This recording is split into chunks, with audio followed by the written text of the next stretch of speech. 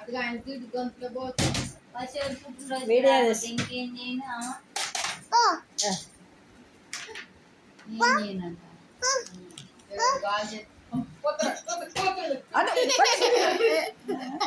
చిన్న బిడ్డోడు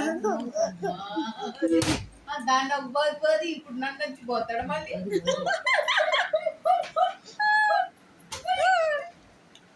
రేపు చెప్పాడా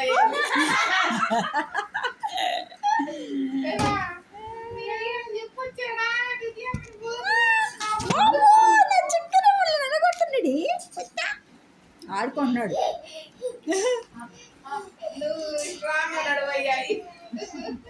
ఆ కాలు గట్టిగా